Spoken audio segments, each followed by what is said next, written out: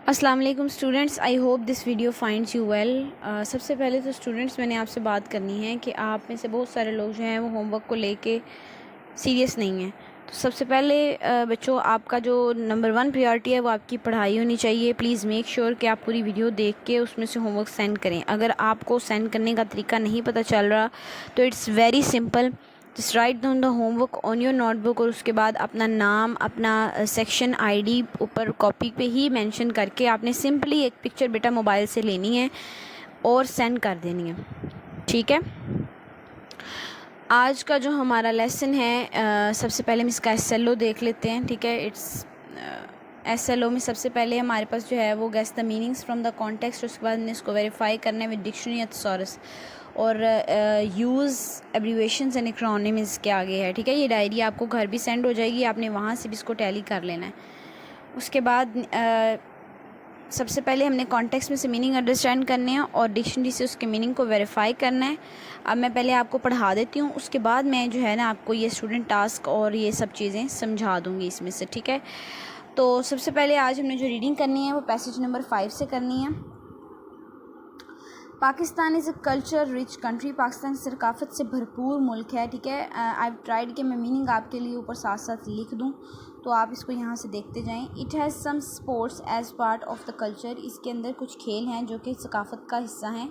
And some are celebrated like national events, और कुछ जो से हैं वो कौमी जो इवेंट्स होते हैं तकरीबात के तौर पे उनको मनाया जाता है। There are many sports played in Pakistan, बहुत सारी खेलें हैं जो पाकिस्तान में खेली जाती हैं। But some of the most major ones are cricket, but लेकिन इनमें से ज़्यादा जो अहम हैं या ख़ास हैं वो कौन कौन सी हैं वो आपको भी पता है और इनमें से आई एम श्योर आप कुछ गेम्स इसमें से देखते भी होंगे। क्रिकेट है, ठीक है, field hockey, squash, polo, football and traditional kabaddi. So traditional kabaddi is like purely Pakistani ये एक गेम है, ठीक है, जिनको आप रवायती खेल भी कहते हैं, लोक खेल। और इसके अलावा बाकी क्रिकेट हैं और ये फुटबॉल हैं, ये तो आपको पता है कि इंटरनेशनली रिकगनाइज्ड गेम्स हैं। So hockey is a national game of Pakistan. Hockey क्या है जी? पाकिस्तान का कौमी खेल है। It is played throughout the country, ये जो है ना वो पूरे मुल्क में ये खेला जाता है। In the history of Pakistan, Pakistan की तारीख में hockey is as old as that of the country self, के हॉकी जो है इतना ही पुराना खेल है जितना कि ये मुल्क खुद पुराना है, यानी जितनी इसकी पुरानी हिस्ट्री है उतनी ही इसकी हॉकी की जो है वो उम्र है या एज है, इतनी ही पुरानी गेम है ये। Pakistan recorded extraordinary conquest between 1956 and 86, Pakistan ने रिकॉर्ड बनाए, ठीक है, गैर मामूली फतूहात के। फतूहात होती हैं कॉन्क्वेस्ट की जमा है, ठीक है, वर्ड होता है कॉन्क्वेस्ट, ठीक है, फ़तह को कहते हैं, तो कॉन्क्वेस्ट फतूहात बिटवीन 1956 एंड 1986, 56 और 86 के दरमियान, which are still on match, जो कि अभी तक लासानी है। 3 टाइम्स ड्यूरिंग दिस पीरियड, 3 दफ़ा इस दौरानिए में Pakistan one the Olympics and World Cup crowns, और पाकिस्तान ने क्या किया जी इस दौरान पाकिस्तान ने जो है वो ओलंपिक्स भी जीते हैं और वर्ल्ड कप के क्राउन्स भी जीते हैं, ठीक है, क्राउन में से ताज को कहते हैं। The Asian games title was one 6 times and the champion trophy in the first 2 years of its inauguration. अब ये जो है वो कहते हैं कि एशियन गेम्स के जो टाइटल हैं, एशियाई गेमों के जो ख़ताब हैं वो 6 दफ़ा पाकिस्तान ने जीते हैं। ये MCQs के लिए लाइन बहुत इंपॉर्टेंट है students. And the champions trophy in the first 2 years of its inauguration, और चैम्पियन ट्रॉफ़ी कब जीती है? अपने इफ्तिताह के 2 साल के अंदर ही चैम्पियंस ट्रॉफ़ी पाकिस्तान ने जीत ली थी। इनाग्रेशन का मतलब होता है इफ्तिताह करना, किसी नई चीज़ को इंट्रोड्यूस कराना। 2 times Pakistan held Asian Olympics and World Cup crowns, Pakistan ने 2 दफ़ा जो है वो एशियन ओलंपिक्स और वर्ल्ड कप के क्राउन जीते हैं। 3 of the world's most prestigious titles, जो कि मुल्क भी नहीं बल्कि पूरी दुनिया में बहुत ज़्यादा शानदार ख़ताबात है। प्रेस्टीजियस, ये जो वर्ड्स हैं ना जिनको मैंने मीनिंग्स भी लिखे हुए हैं, अंडरलाइन भी किए हुए हैं, इनको आपने अंडरलाइन कर लेना डिक्टेशन वर्ड्स के लिए, ठीक है। No other hockey playing country has achieve such victory, किसी भी हॉकी खेलने वाले मुल्क ने इस कदर फतह हासिल नहीं की इन the history of the game, खेलों की तारीख में सो फार अभी तक। यहाँ तक आपने इसकी रीडिंग करनी है स्टूडेंट्स, इसमें से अंडरलाइन जो वर्ड्स किए हैं उनको डिक्टेशन के लिए। आगे आ जाएं आप लोग, ये आपके क्वेश्चंस के नीचे वाला पोर्शन है। Read the text, sports and sportsmanship, carefully discuss what are the facts given in the text and what are the opinions of the author in it. अच्छा, इसको पढ़ने से पहले ना हमने इसको पढ़ना है अच्छे तरीके से, ठीक है, इसको याद नहीं करना स्टूडेंट्स, मैं दोबारा बता रही हूँ, इसको सिर्फ पढ़ना है, समझना है। अच्छा, what is difference between fact and opinion? क्या डिफरेंस होता है? Fact is a true statement that you can prove and opinion is someone's ideas और फीलिंग्स अबाउट समथिंग। तो फैक्ट वो होता है जो कि हकीकत है, ठीक है, और ओपिनियन क्या है कि ये किसी की फीलिंग्स हैं, किसी की जज्बात हैं किसी भी चीज़ के बारे में। फॉर एग्ज़ाम्पल फैक्ट क्या है? फैक्ट ये है कि पाकिस्तान ने जी वर्ल्ड कप इतनी दफ़ा जीता, और ओपिनियन क्या है कि पाकिस्तान को जीतना चाहिए, जो भी मैच हो, चाहे PSL का है चाहे कोई भी, तो पाकिस्तान को वो मैच जीतना चाहिए, ठीक है, दिस इज़ ओपिनियन। और फैक्ट ये है कि इतनी दफ़ा जीता है। तो आई थिंक इस एग्जांपल से आपको क्लैरिटी हो जानी चाहिए। अब उन्होंने कहा है कि आप पूरा टेक्स्ट पढ़ें, ये देखेंगे यहाँ पे मैं ये वाली बात कर रही हूँ, और उन्होंने कहा है कि आप ना फैक्ट और ओपिनियन को डिफ्रेंशिएट करें। So I have written some of them for you. दो मैंने लिखे हैं, दो ही आपने इसमें से याद करने हैं, ठीक है। तो ये आपसे शॉर्ट क्वेश्चन में भी पूछा जा सकता है कि फैक्ट क्या है कि healthy mind in a healthy body, ठीक है, और स्पोर्ट्स इज़ कम्पेटिटिव, ऑब्वियसली ये फैक्ट है। अब ये जो है ना नीचे से ये वाला, it is essential to take care of your health, ये इसमें ओपिनियन है, ठीक है, ये ज़रूरी है। Students should manage their time, उनको करना चाहिए, ठीक है, ये दोनों इसमें ओपिनियन की बातें आ गई हैं, यानी राय इसमें अमल इसका दखल है।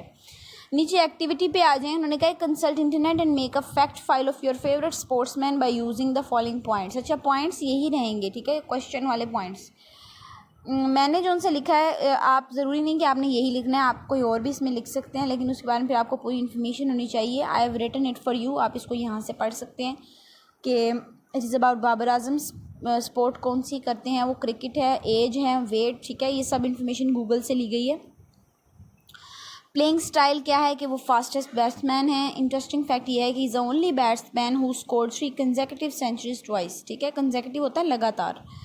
Y do you admire this sportsman? आप जो है इनको इतना एडमायर क्यों करते हैं, पसंद, कि he is the finest batsman in the world of cricket. Sorry, यहाँ ऑफ भी आएगा, इसको आप यहाँ पे लिख लें, ऑफ, ठीक है स्टूडेंट्स। अब नीचे आएँ, अगला पेज है हमारा, बिल्कुल इससे अगला ही है। इसमें हमने fill in the missing information to complete the paragraph हमने करना है। तो मैंने इसको फिल आउट किया हुआ है आपके लिए, ठीक है, आप इसको एक दफ़ा पढ़ लें अच्छे तरीके से। ऊपर नंबरिंग भी कर सकते हैं, नीचे भी लिख सकते हैं, दोनों तरीक़ों से मैंने कुछ जो है सारी नीचे लिख दी हैं और नंबरिंग भी कर दी है। तो जो एक दो रह गए हैं उसमें आप देख सकते हैं। Did you know the basketball was first played in 1981, ठीक है, फिर इसमें कुछ प्रोनाउंस इस्तेमाल हुए हैं, उसके अलावा ये प्रपोजिशंस आ गए स्टूडेंट्स, और फिर जो है वो कुछ सिंपल नाउन्स के तौर पे भी यहाँ पे काम कर रहे हैं, ठीक है। इसको आपने अच्छी तरीके से पढ़ना है। अब ज़रा नीचे आए एब्रीविएशंस एंड एक्रोनिम्स पे। अच्छा, एब्रीविएशंस का तो आपने वर्ड सुना होगा, आई एम श्योर, सुना है स्टूडेंट्स, सुना होगा ज़रूर। एब्रीविएशंस तो आपको पता है ना कि क्या होती हैं, शॉर्टेड एंड कंट्रैक्टेड फॉर्म होती हैं। कंट्रैक्ट का मतलब होता है ना स्क्वीज़, छोटा कर देना, जैसे यहाँ पे किया हुआ उन्होंने, ST हम लिखते हैं, तो इसका मतलब क्या होता है, स्ट्रीट। डेज़ ऑफ वीक में हम यूजुअली इसको तो हम इतना ज़्यादा फॉलो नहीं करते जो उन्होंने लिखा हुआ है, हाँ, लेकिन ये देखें ज़रा नीचे, मंथ्स ऑफ ईयर देखें ज़रा। जनवरी को हम JAN लिख देते हैं, फरवरी को हम Feb भी कह देते हैं, अगस्त को हमने अगर लिखना हो कहीं पे तो राइटिंग की फॉर्म में हम यूँ छोटा करके लिख देते हैं, सितंबर को यूँ लिख लेते हैं, ठीक है। ख़ास तौर पे ये नवंबर और जो दिसंबर होते हैं इनको तो हम इस तरह ही लिखते हैं, ठीक है। तो ये जो शॉर्टेड और कंट्रैक्टेड फॉर्म होती हैं ना, जैसे देखिए सेंटीमीटर्स पूरा नहीं लिख रहे होते, सिर्फ CM लिखते हैं। तो अब ये डिफरेंस मैंने आपको थोड़ा सा स्टूडेंट्स पहले भी मैं आपको बताती रहती हूँ कि जो लैंग्वेज होती है ना, उसके अंदर जो हमारी फ्लुएंसी होती है वो हम उसमें CM नहीं कहते। अब ये तो नहीं ना कहते कि ये जो स्केल है इसकी मेजरमेंट जो है वो 10 CM है, ठीक है, आप कहते 10 सेंटीमीटर्स है, 10 मीटर्स है, 10 M तो नहीं ना कहते आप, ऐसे ही है ना स्टूडेंट्स।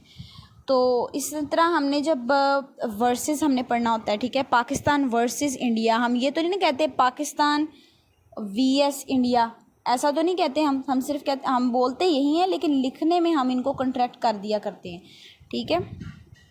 नीचे आए एक्रोनिम पे, it is a word form from the initial letters of word. Initial कौन से होते हैं स्टूडेंट्स, बिल्कुल पहले वाले, ठीक है, कौन से वाले, पहले वर्ड्स को कहते हैं, that make up a longer name और phrase and pronounce as word. अब हम ये करते हैं कि हम ये नहीं कहते कि ये अगर रडार लिखा है तो हम इसको कहें कि RADAR, ठीक है। कुछ चीज़ें ऐसी होती हैं जिनको हम पूरे वर्ड के तौर पे उनको प्रोनाउंस कर रहे होते हैं। कुछ वर्ड्स ऐसे, जैसे देखें scuba diving self contained under water breathing apparatus है। ये कोई आला है, ठीक है, जो अंडर वाटर सांस लेने के लिए इस्तेमाल इसको किया जाता है। फिर लेज़र है, उसको हम LASER नहीं कहते, ठीक है, हालांकि 5 मुख्तलिफ वर्ड से मिलके बना होता है, तो हम इसको LASER भी कह सकते हैं, लेकिन नहीं, हम इसको लेज़र ही कहते हैं। सो बेसिक डिफरेंस आपको एब्रीविएशन और एक्रोनिम दोनों का जो है वो पता होना चाहिए, ठीक है। इसके साथ अब ग्रामर पे आ जाएं। जो हम ग्रामर टॉपिक्स जो है वो डिस्कस कर रहे होते हैं, उसमें हमारे पास क्लॉज का है। सबसे पहले 32 पेज नंबर होगा ग्रामर पे, वो आपने खोल लेना है। क्लॉज क्या होती है? Group of word that contains its own subject and predicate. अच्छा, अब सब्जेक्ट का तो आई एम श्योर आप सबको पता है, अगर नहीं पता तो मैं दोबारा बता देती हूँ। जुमले में स्टूडेंट सब्जेक्ट वो होता है जिसके बारे में बात हो रही होती है, जिसके बारे में बात हो रही हो वो सब्जेक्ट होता है। आपने यूजुअली ये चीज़ सुनी होगी कि सब्जेक्ट वो होता है जो काम कर रहा होता है। नो, जिसके बारे में बात हो रही होती है वो सब्जेक्ट होता है। वो कोई पर्सन भी हो सकता है, वो कोई चीज़ भी हो सकती है, किसी जगह कुछ भी वो हो सकता है, ठीक है। अब प्रेडिकेट क्या चीज़ है, ये मतलब क्या टर्म है? प्रेडिकेट मैं आपको बताती हूँ कि सब्जेक्ट के अलावा जुमले का जितना भी हिस्सा है ना, उसको आप क्या कहते हो? It's a predicate. उसके अंदर आपके पास मेन काम वर्ब का होता है, और वर्ब के साथ साथ जो है ना, फिर आगे उसमें ऑब्जेक्ट भी आ जाता है, और वो आर्टिकल और प्रपोजिशन तो जुमले में लगते ही हैं। आपको पता है ना, एक बेसिक स्ट्रक्चर हम अक्सर डिस्कस भी करते हैं क्लास में। मैं आपको बड़ी दफ़ा मैंने बताया है कि ये SVO का स्ट्रक्चर होता है जिसके तहत जुमला बनता है, यानी पहले सब्जेक्ट, फिर वर्ब और फिर ऑब्जेक्ट, ठीक है। अब जो सब्जेक्ट है वो तो है ही अलहदा, ठीक है, जिसके बारे में बात। वर्ब और ऑब्जेक्ट मिलके क्या पोर्शन बनाते हैं? प्रेडिकेट का पोर्शन बनाते हैं। तो आई एम श्योर यहाँ तक आपको इसकी समझ आ गई होगी। अब मैं आपको ना क्लॉज का बताती हूँ कि होती क्या है, वर्क किस तरह करती है। देखिए, if you work hard you will pass. जहाँ भी आपके पास इफ़ की कंडीशन आ जाती है ना स्टूडेंट्स, इफ़ और देन यूजुअली लगता होता है, ठीक है। अगर यहाँ पे तो वैसे देन नहीं है। तो if you work hard you will pass, अगर काम करोगे तो तुम पास हो जाओगे। And if I were you I would not do this, अगर मैं तुम जैसा होता, अगर मैं तुम्हारी जगह होता तो मैं ये काम ना करता या करती। अब ना क्लॉज का ये सीन होता है कि क्लॉज में ना एक डिपेंडेंट क्लॉज होती है, ठीक है, और एक आपके पास कौन सी क्लॉज होती है? इंडिपेंडेंट क्लॉज होती है, ठीक है, जो बिल्कुल आज़ाद है। पता कैसे चलेगा कि डिपेंडेंट कौन सी है, इंडिपेंडेंट कौन सी है? डिपेंडेंट स्टूडेंट्स वो होती है जिसको अपना मतलब समझाने के लिए दूसरे जुमले की ज़रूरत है, और इंडिपेंडेंट वो है जो अपना मतलब अपने आप में कंप्लीट समझा रही है। फॉर एग्जांपल मैं आपको इसी से बता देती हूँ। देखें, यू विल पास, ये क्या है? इंडिपेंडेंट है, ठीक है। सिंपल एक बात हो रही है कि यू विल पास। और इफ़ यू वर्क हार्ड, अब इफ़ यू वर्क हार्ड अलहदा से तो स्टैंड नहीं ना कर सकता स्टूडेंट्स। अगर तुम काम करोगे तो क्या, ठीक है, हमें क्या पता कि इसके आगे क्या कहना चाह रहा है। जब तक इसको ये जुमला नहीं मिलेगा ये अपना मतलब नहीं समझा सकेगा, ठीक है। दैट्स वाई ये जुमला क्या है स्टूडेंट्स? जुमले का ये हिस्सा कौन सा है? ये हो गया आपके पास डिपेंडेंट क्लॉज, ठीक है। आप इसको लिख भी सकते हैं। और फिर ये वाला हिस्सा कौन सा होगा? ये होगा इंडिपेंडेंट, ठीक है, क्योंकि जाहिर है कि ये तो अपना मतलब पूरा समझा रहा है ना स्टूडेंट्स। यू विल पास तो पता है कि तुम पास कर जाओगे, ठीक है। इस तरीके से ये काम करती है।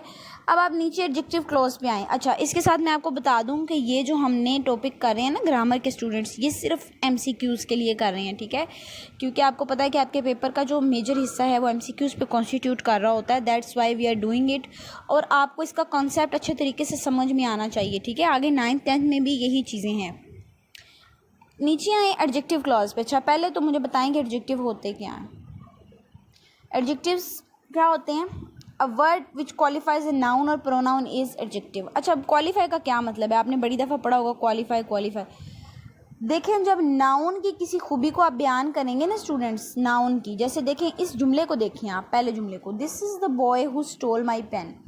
This is the boy who, ठीक है, लड़का है जिसने, यानी लड़के की बात हो रही है ना।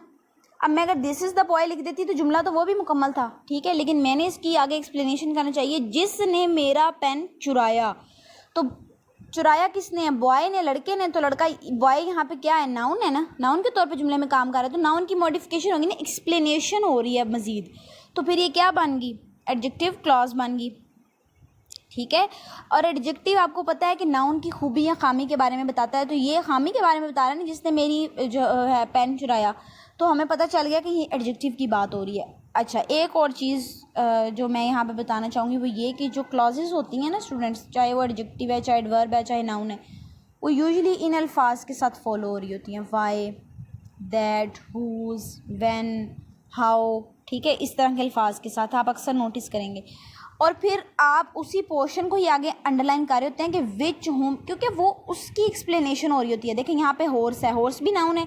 हॉर्स घोड़ा जो तेज़ दौड़ता है। द मैन वो आदमी जिसको मैं नहीं जानता वो यहाँ आया, ठीक है, आदमी की एक्सप्लेनेशन हो रही है ना कि कौन है वो।